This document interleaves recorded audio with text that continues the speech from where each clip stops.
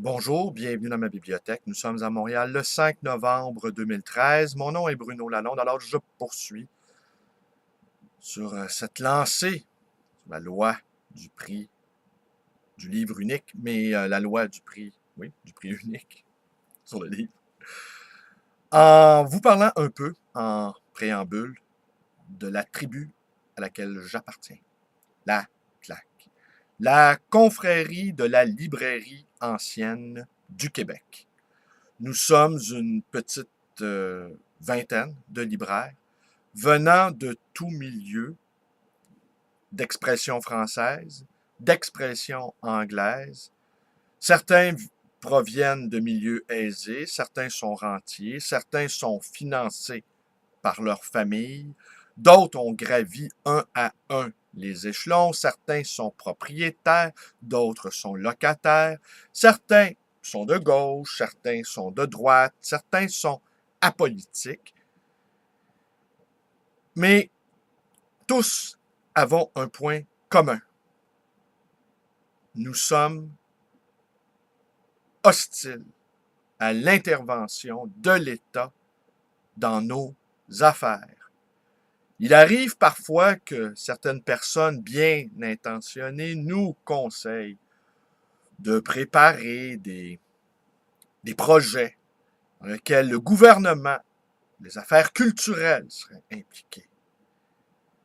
Eh bien, nous renâclons, nous nous rebiffons. Le mot subvention nous fait hurler, car, au fond, nous sommes des indépendants. Indépendants d'esprit, indépendants de toute allégeance, finalement. Et que nous ne souhaitons pas voir des bureaucrates de la culture, voire des technocrates de subvention, nous encadrer. Et donc, nous ne voulons pas recevoir de subventions et nous nous mettons à hurler comme des cochons qu'on égorge au mot subvention.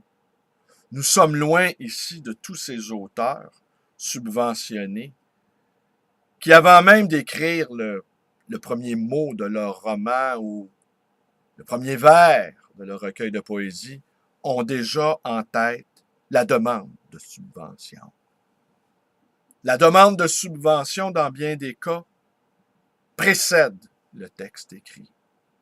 Or, et même certains livres, on peut dire, ça ressemble à des demandes de subvention. Alors, toute la chaîne du livre est subventionnée au Québec. Nous ne sommes pas contre. Nous considérons que cela ne nous regardons pas. Car nous, libraires de livres anciens et d'occasion, avons une perspective historique plus élargie. Nous nous intéressons à des choses anciennes, et les choses anciennes sont appelées à durer, tandis que les choses récentes, pour une immense majorité d'entre elles, sont destinées à disparaître. Plus une chose est vieille, plus elle a de chances de durer. C'est ainsi que nous avons, pour beaucoup d'entre nous, développé un sens particulier pour les choses actuelles que nous pressentons qu'elles vont durer.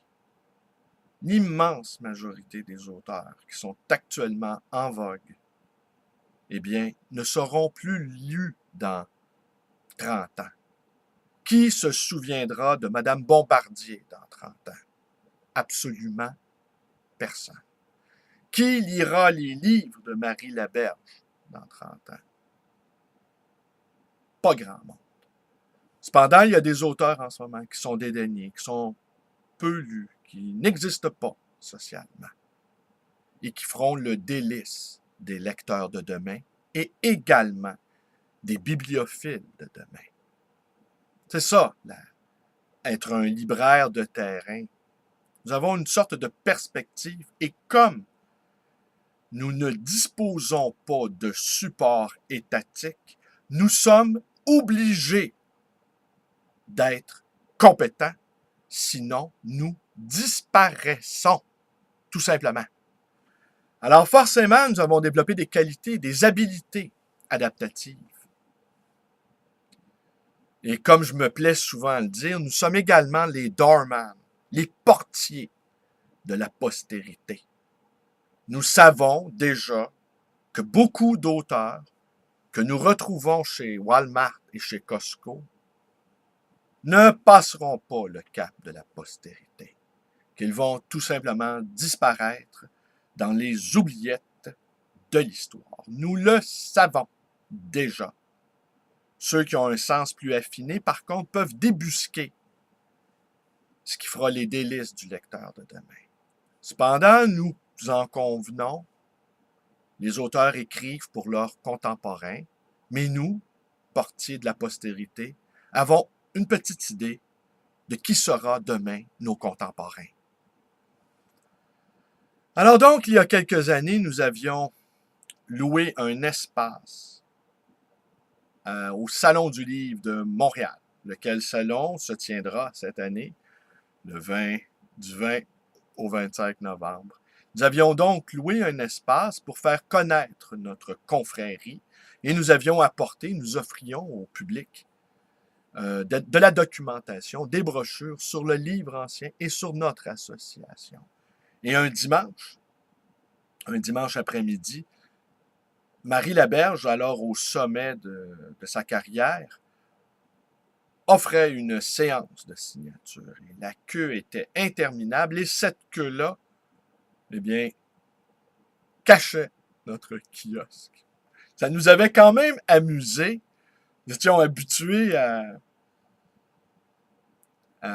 transiger avec nos contemporains envahissants, nous qui ne nous occupons que de ceux qui restent. Et nous savions que Marie Laberge ne faisait que passer. Revenons-en à notre affaire de la loi sur le prix du livre unique. Il y a quelques jours, je suis allé chez Pharmaprix sur la rue Ontario. Et j'ai constaté qu'il y a un kiosque de livres. Il y a pas mal de livres. Aucun de ces livres-là ne s'adresse à moi. Mais il y a des livres dans une pharmacie, n'est-ce pas? Et ces livres-là, certains d'entre eux étaient offerts en rabais. Et je ne pense pas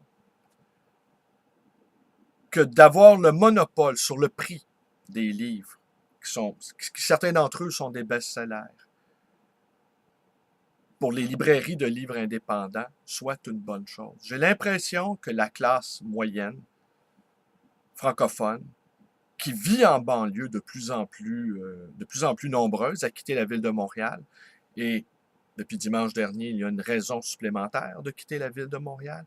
Eh bien, cette classe moyenne qui consomme beaucoup et qui est également hyper endettée, achète des livres neufs, à prix cassé, parce qu'ils sont dans le lieu où elles font habituellement leur magasinage. Et je ne crois pas que la biographie de Steve Jobs, exemple, s'il ne l'avait pas à prix coupé, ils iraient l'acheter dans une librairie de livres indépendante. Je ne le crois pas. Et je pense que les libraires de livres neufs, à force d'être subventionnés, on le sait parce que les bibliothèques et les institutions publiques sises à proximité de leur établissement sont obligés de transiger avec ces libraires, ce qui est tout bénéfice. Ici, il y a très peu d'efforts à faire. Oui, je sais qu'ils sont tenus cependant à tenir un inventaire, mais une fois l'inventaire fait, ils ont leur ticket. Et certaines librairies à Montréal ne sont que des coquilles vides, ne sont que des comptoirs. Et les libraires ont vraiment pas envie d'attirer l'attention sur eux car ils font leur beurre avec les collectivités autour d'eux. Alors oui, il y a des libraires, il y a des éditeurs qui sont en faveur de la loi sur le prix unique du livre, mais pour moi, ce n'est que tartufferie. Ils se joignent au cœur éploré, mais en fait, ils ne souhaitent pas que la loi passe. Beaucoup d'auteurs à succès également, je suis certain, ne souhaitent pas que leurs livres ne soient pas vendus chez Costco. Et beaucoup de distributeurs également. Alors, certains vont faire semblant d'appuyer la loi sur le prix unique, mais au fond, ils n'en pensent pas un mot. Un peu comme ces intellectuels, ces professeurs d'université, qui en appellent à la révolution tant qu'on ne touche pas à leur privilège d'employés syndiqués. Et tant qu'à moi, tant qu'on n'est pas prêt à payer le prix personnellement pour ses idées, ses opinions, ses convictions, ça ne sert à rien d'en avoir. Si on n'est pas prêt concrètement à en payer le prix de sa personne, aucun intérêt d'avoir des idées. Vaut mieux ne pas en avoir. Alors beaucoup en appellent au lendemain qui chante, tout en espérant secrètement que cela ne se produise pas ou sans toucher à leurs privilèges. Alors je pense que certains éditeurs font preuve de ce type de tartufferie-là.